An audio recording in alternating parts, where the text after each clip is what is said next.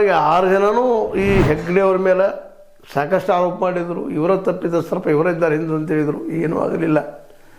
ಇನ್ನು ನಮ್ಮ ಸೋಮನಾಥ್ ನಾಯಕರು ಇನ್ನುಳಿದವರು ಎಲ್ಲರೂ ಕೂಡ್ಕೊಂಡು ಒಂದು ನಾಗರಿಕ ಸಮಿತಿ ಮಾಡಿಕೊಂಡು ಹೋರಾಟ ಮಾಡಿ ಇದರಿಂದವರು ಭೂ ಹಗರಣ ಮಾಡಿದಾರ, ಇವರು ಬಡ್ಡಿ ಆಡುವಂಥ ಮೀಟರ್ ಬಡ್ಡಿ ಆಡ್ತಾರೆ, ಏನೆಲ್ಲ ಆರೋಪ ಮಾಡಿದರು. ಅದು ಸಹಿತ ಇವತ್ತಿನವರೆಗೆ ಬರೀ ಡೇಟ್ ತಗೋತಾ ಮುಂದೆ ಹೋಗ್ತಾ ಇದೆ. ಮುಂದಂತ 2026 ಆದರೆ ಇದಕ್ಕೆ ನ್ಯಾಯ ಸಿಗ್ತದೆ ಇವರೆಲ್ಲರಿಗೂ. ಅದು ಇವರೆಲ್ಲರೂ ಸುಳ್ಳರ ಒಳಗೆ ಬೀಳ್ತಾರ ಅನ್ನೋ ಸಹಿತ ಮತ್ತೊಂದು ಮಧ್ಯದಲ್ಲಿ ಚಿಂತನೆ ಆಗಿದೆ ಇವತ್ತು.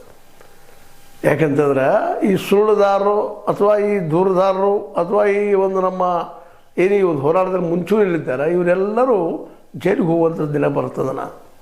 ಅಂದ್ರೆ ಸತ್ಯ ಹೇಳಿಕೆ ಹೋಗೋರು ಯಾರಿದ್ದಾರೆ ಅವ್ರಿಗೆ ನೀವು ಎಚ್ಚರಲ್ಲೇ ಇರಬೇಕಾಗಿದಂತ. ವಿಸಲ್ ಬ್ಲೋ ಮಾಡಿದ್ರೆ ನೀವು ಅಪರಾಧಿ ಆಗ್ತೀರಿ ಅನ್ನುವಂಥ ಮೆಸೇಜ್ ಹೋಗ್ಲಿಕ್ಕತ್ತದ.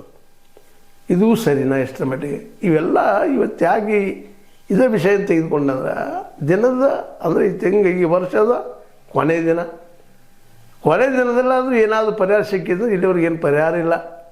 ಯಾರು ದೂರು ಕೊಟ್ಟಿದ್ರು ಅವರ ಅಪರಾಧಿಗಳಾಗುವಂಥ ಎಲ್ಲ ಸಾಧ್ಯತೆಗಳು ಹೆಚ್ಚಾಗಿದ್ದಾವೆ. ಅವ್ರ ಮಾತು ಯಾರೂ ಧ್ವನಿ ಕೊಡಿಸ್ತಾ ಇಲ್ಲ. ಆದರೆ ಜನಸಾಮಾನ್ಯರು ಮಾತ್ರ ಎಚ್ಚೆತ್ಕೊಳ್ತಾ ಇದ್ದಾರೆ. ಅದರಲ್ಲೂ ಈ ಹೆಣ್ಣು ಮಕ್ಕಳು ಹೇಗೆ ಹೇಳಿದ್ದಾರೆ, ಜಸ್ಟ್ ಎಲ್ಲರೂ ಹೆಣ್ಮಕ್ಳ ಸಲುವಾಗಿ ಇವತ್ತು ಹೆಣ್ಮಕ್ಳು ಎದ್ದೇಳ್ತಾ ಇದ್ದಾರೆ. ಬೆಳ್ತಂಗಳಲ್ಲಿದೆ ಡಿಸೆಂಬರ್ 14 ದೊಡ್ಡ ಪ್ರಮಾಣದ ಪ್ರತಿಭಟನೆಯನ್ನು ಮಾಡಿದರು. ಕೊಂದವರು ಯಾರು ಅಂತೇಳಿ. ಅದು ಇನ್ನೂ ನಡೆದ ಮುಂದುವರೆದ. ಅದಕ್ಕೆ ಮತ್ತೆ ಉತ್ತರ ಕೊಡೋ ಪ್ರಯತ್ನ ಮಾಡಿದರು. ನಮ್ಮ ಗೋಧಿ ಮೀಡಿಯಾ ಆಗಿರ್ಬೋದು ಅಥವಾ ಧರ್ಮಸ್ಥಳದ ಮೀಡಿಯಾ ಆಗಿರ್ಬೋದು ಏನೋ ಉತ್ತರ ಕೊಡಿ ಪ್ರಯತ್ನ ಮಾಡಿದರು.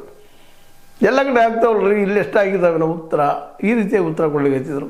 ಆದರೆ ಎಲ್ಲ ಕಡೆ ಆಗ್ಯದವ ಇಲ್ಲ ಅಂತಲ್ಲ, ಇಲ್ಲಿ ಯಾಕೆ ಆಗ್ತಾ ಇದ್ದಾವೆ ಅನ್ನೋದು ಕೇಳೋ ಹಕ್ಕಿಲ್ವಾ?